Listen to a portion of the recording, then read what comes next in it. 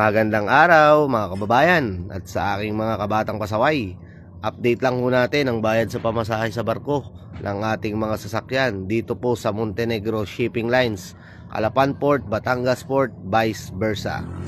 Ang all private vehicle po natin ay pumapatak po ng 3,240 pesos. Libre na ho ang driver din eh.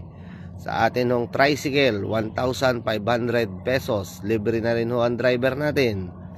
Sa motorcycle, 1,500 pesos. Libre na rin ho ang driver.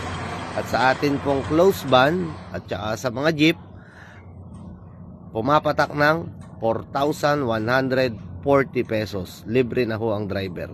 Sa mga hindi pa nakafollow sa akin, i-follow nyo ako. Sa mga hindi pa nag-share, i-share nyo ho ito para updated kayo sa mga i-upload kong video. Salamat ho mga kababayan. Ingat sa biyahe.